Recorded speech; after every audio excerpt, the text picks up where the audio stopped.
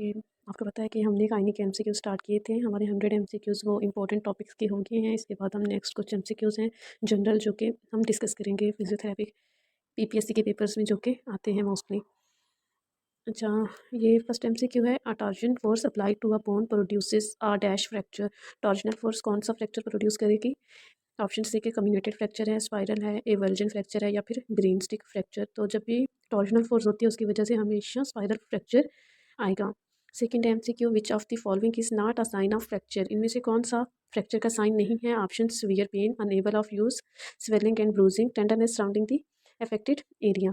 तो इसका जो करेक्ट ऑप्शन होगा वो है डेल्टा, क्योंकि फ़ौरन जब भी फ्रैक्चर होता है उसमें टेंडरनेस नहीं होती। बाकी ये जो चीज़ें हैं, unable to use, swelling, bruising, ये आपको फ़ौरन से मिल जाएगी। टेंडरनेस, स्टिफनेस जो है वो with the passage of time आती है और लेटर स्टेजेस में आती है। करेक्ट ऑप्शन इसका डेल्टा। क्वेश्चन 3 है, which carpal bone fractures are common. किस कार्पल बोन का फ्रैक्चर ज़्यादा कॉमन है? स्किफाइड है, लियोनेट, हेमेट है या फिर पिजिफॉर्म। तो मोस्ट कॉमनली जो फ्रैक्चर होती है वो है स्किफाइड बोन। क्वेश्चन 4 है, in Colles fracture dash is not seen. इनमें से कौन सा कोलियस फ्रैक्चर में हमें नहीं मिलता? प्रॉक्सिमल इंफेक्शन है, लेटरल रोटेशन है, डॉर्सल एंगुलेशन है या फिर डेल्टा पे देखिए मीडियल रोटेशन है। तो इसका कौन सा होगा करेक्ट ऑप्शन? मीडियल रोटेशन नहीं होती, इसमें हमें लेटरल रोटेशन मिलती है, डॉर्सल एंगुलेशन भी होती है, प्रॉक्सिमल इंफेक्शन भी। ठीक है, वो स्मिथ फ्रैक्चर में हमें मिलती है। तो यहाँ हमसे कोलियस फ्रैक्चर का पूछा है, इसका करेक्ट ऑप्शन होगा मीडियल रोटेशन। क्वेश्चन 5 है, in fracture medial epicondyle of humerus following will affect. जब भी मीडियल एपिकोंडाइल का फ्रैक्चर होगा तो इनमें से कौन सी मूवमेंट जो है वो डिस्टर्ब होगी? फिंगर फ्लेक्शन है, फिंगर एडक्शन है, फिंगर एबिडक्शन है या फिर थंब फ्लेक्शन है।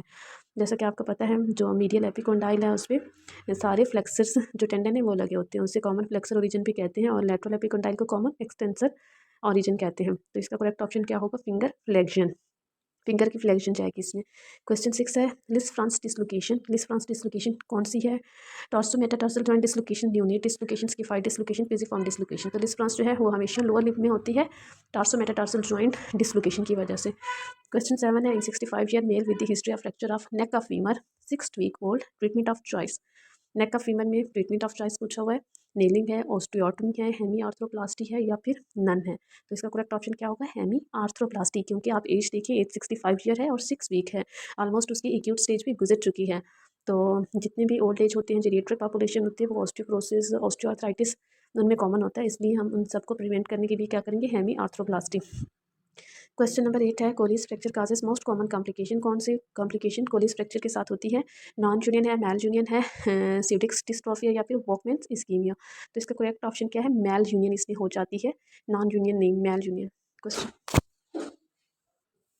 इसके बाद है हमारा question 9, dislocation off shoulder causes all except. इनमें से कौन सा है जो कि डिसलोकेशन ऑफ शोल्डर के साथ नहीं होता? Circumflex artery injury, avascular necrosis of head of humerus, brachial plexus injury या फिर चिप फ्रैक्चर। शोल्डर की डिसलोकेशन हुई है तो न्यूरोवास्कुलर इंजरी मोस्ट कॉमन होती है। तो आप अल्फा बीटा और चार्ली ऑप्शन देखिए, न्यूरोवास्कुलर ही हैं। तो इसमें से कौन सा नहीं होगा? चिप फ्रैक्चर ऑफ स्कैपुला जो है ये पॉसिबल नहीं हो सकता डिसलोकेशन ऑफ शोल्डर के साथ। क्वेश्चन 10 है, which activity will be difficult to perform for a patient with an anterior cruciate ligament deficient. जब भी इंटीरियर क्रूशिएट लिगामेंट की इंजरी होती है तो कौन सी मूवमेंट जो है वो पेशेंट के लिए डिफिकल्ट हो जाएगी? वॉक डाउन हिल है, वॉक अप हिल है, सिट क्रॉस है, getting up from the seating. तो इसका करेक्ट ऑप्शन क्या होगा? Walk down hill.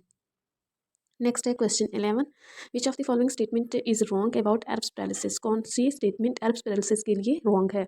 Option, abductors of shoulders are weak, upper part of the brachial plexus is involved, supinators are normal, internal rotation of the arm. तो इसका correct option क्या होगा? सुपिनेटर्स इसमें normal नहीं होते, सुपिनेटर्स जो है वो वीक होते हैं, जिसकी वजह से उसकी आर्म जो है प्रोनेटेड होगी। Question 12 है, 25-year-old lady sustained a lacerated wound on the back of the right thigh by the horn of a bull.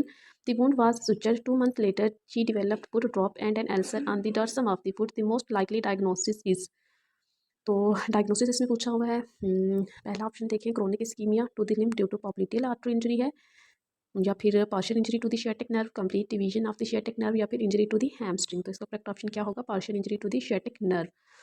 Question 13 है, foot drop result because of. किसकी वजह से होता है foot drop? Superficial peroneal nerve, deep peroneal nerve, posterior tibial nerve या फिर anterior tibial nerve. तो foot drop हमेशा डीप पेरोनियल नर्व की वजह से होता है। क्ला हैंड अकर्स, क्ला हैंड का बनता है वॉकमैन स्कीमिक कॉन्ट्रैक्चर में, डुक्ट्राइन कॉन्ट्रैक्चर में, अल्नर नर्व इंजरी में या फिर सर्डिक्स एट्रोफी में।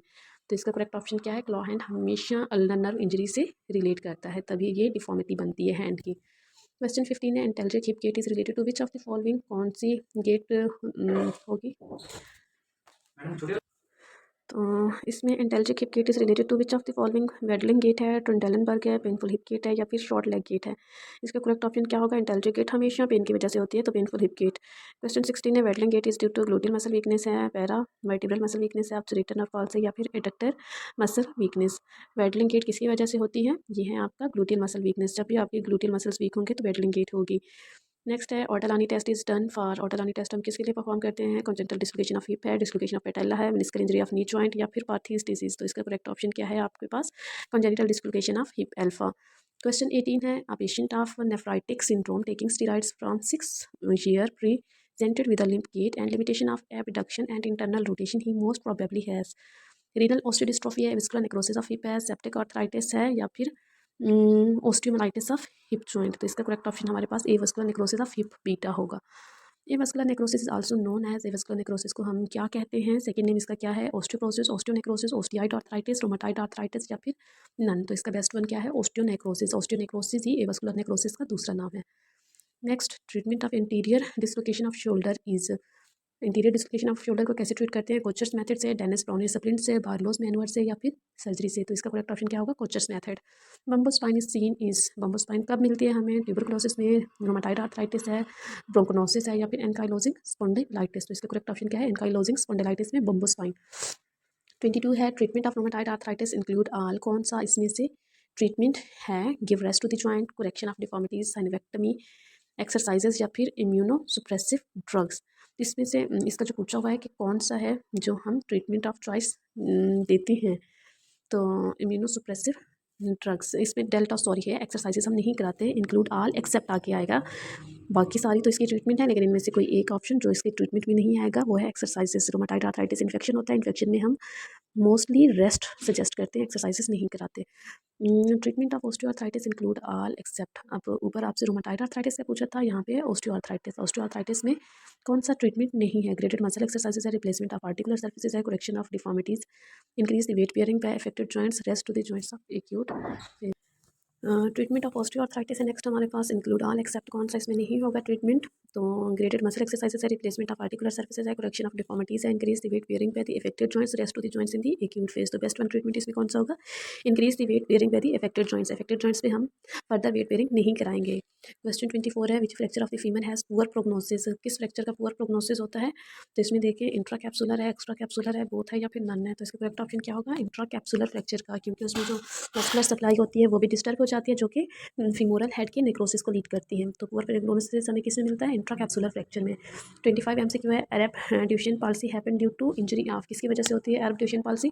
अपर ब्रेकियल प्लेक्सिस है, lower brachial plexus, middle brachial plexus या फिर रेडियल इंजरी। तो बेस्ट वन इसका ऑप्शन क्या है? अपर ब्रेकियल प्लेक्सिस जो है उसकी इंजरी की वजह से अरब पाल्सी हमें मिलती है। Gouty arthritis usually involve first ankle, great toe, thumb या फिर शोल्डर जॉइंट।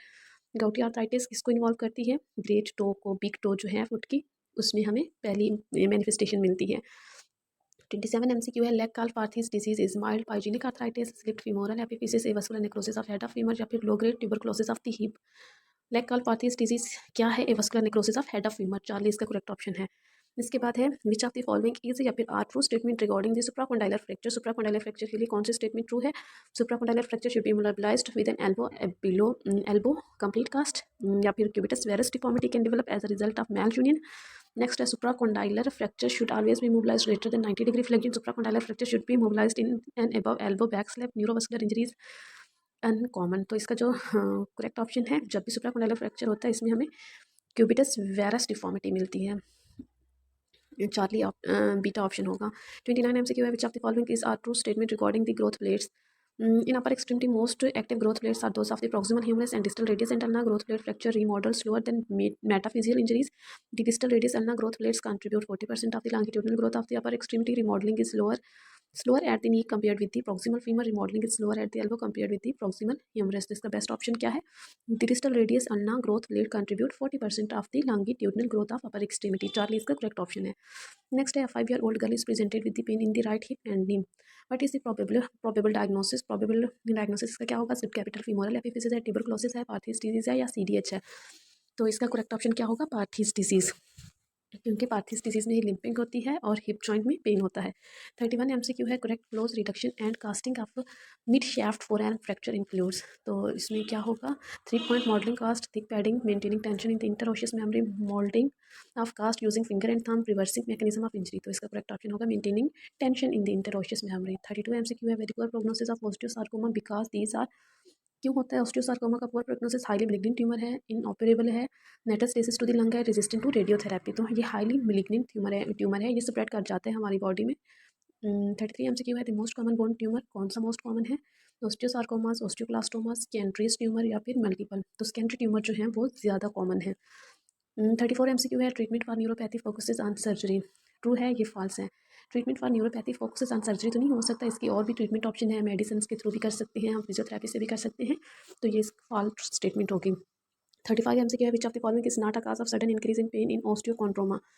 इनमें से कौन सी काज नहीं होती सडन पेन की ऑस्टियोसार्कोमा में, फ्रैक्चर है, सेक्रोमेटस चेंज है, डिजनरेटिव चेंजेस है, बर्साइटिस है या फिर नन है। तो बर्साइटिस इसमें नहीं हो सकता, डेल्टा इसका करेक्ट ऑप्शन होगा। 36 है in dash rugger jersey spine is a seen, किस में रगर जर्सी स्पाइन हमें मिलती है, रीनल ऑस्टियोडिस्ट्रोफी में, मार्फन सिंड्रोम में, एकॉन्ड्रोप्लेजिया में या फिर फ्लोरोसिस में। तो इसका करेक्ट ऑप्शन क्या होगा, रीनल ऑस्टियोडिस्ट्रोफी में हमें रगर जर्सी स्पाइन मिलती है, अल्फा। 37 है treatment of intra capsular fracture of neck of femur in adult. क्यों ट्रीटमेंट, बेस्ट ट्रीटमेंट क्या है इसमें, एक्सीजन ऑफ एडा फीमर है, स्केलेटन ट्रैक्शन है, close reduction and internal fixation है या पीओपी स्पाइका है। तो इसका करेक्ट ऑप्शन क्या होगा, हमारे पास आता है 37 का correct option Charlie, close reduction and internal fixation. 38 MCQ है डैश इज लिस्ट्रॉन्स फ्रैक्चर, ये हमारा रिपीट हुआ है, ऊपर भी अभी हमने डिस्कस किया था। लिस्ट्रॉन्स फ्रैक्चर हमेशा लोअर एक्सट्रीमिटी में होता है, फुट में होता है, टार्सो मेटाटार्सल जॉइंट डिसलोकेशन की वजह से। नेक्स्ट 39 MCQ है Sever's disease refers to which of the following. Sever's disease किसकी होती है, इसमें से किस बोन की होती है, टेलस है, रेडियस है, कल्केनियम है या फिर कैपिचुलम है। तो इसका बेस्ट ऑप्शन क्या है, कल्केनियम, जो कि आपकी एंकल बोन है। अच्छा नेक्स्ट है आपके पास जो आपकी हील बनाती है, कल्केनियम, कल्केनियम डिजीज है ये Sever disease. 40 MCQ due to injury of dash nerve Trendelenburg test is positive, किस नर्व की इंजरी से टंडेलनबर्ग साइन जो है वो आपको पॉजिटिव मिलता है, सुपीरियर ग्लूटियल नर्व है, ऑब्चुरेटर है, पोडेंडल है या फिर इन्फीरियर है। तो इसका बेस्ट ऑप्शन क्या है, सुपीरियर ग्लूटियल नर्व की वजह से ये आपको पॉजिटिव मिलता है। 41 MCQ है which of the following is not involve in pelvic fracture, कौन सा पेल्विक फ्रैक्चर में इन्वॉल्व नहीं होता, स्केल ट्यूब्रोसिटी है, प्यूबिक रिमाई है, एसिटाबुलम है, एले ऑफ आईबीएम है। तो इसका करेक्ट ऑप्शन क्या होगा, स्केल ट्यूब्रोसिटीज। 42 MCQ है which of the following is not true about the fracture of atlas vertebrae, atlas vertebrae के लिए कौन सी स्टेटमेंट ट्रू नहीं है, CT scan should be done for the diagnosis, atlantic occipital fusion may some time be needed, quadriplegia is seen in 80% of cases या फिर Jefferson fracture is most common type. तो इसका करेक्ट ऑप्शन क्या है, quadriplegia seen in 80% of the cases, क्योंकि Atlas जो है वो आपका वही सर्वाइकल वर्टिब्रे है, साइकल वर्टिब्रे पे जब भी फ्रैक्चर होगा या नर्व इंजरी होगी ये क्वाड्रिप्लेजिया को लीड करती है। 43 MCQ in dash Bouchard nodes are seen, Bouchard nodes किस में मिलते हैं, डिस्टल पे मिलते हैं, प्रॉक्सिमल इंटरफ्लेंशियल जॉइंट पे मिलते हैं, नी जॉइंट्स पे या फिर स्टेनोक्लेविकुलर जॉइंट्स पे। तो बाउचर नोड्स जो है वो हमेशा प्रॉक्सिमल जॉइंट्स पे होती है, इसको जो याद करने का एक निमोनिक है BP, B for Bouchard nodes and P for PIP, proximal interphalangeal joints.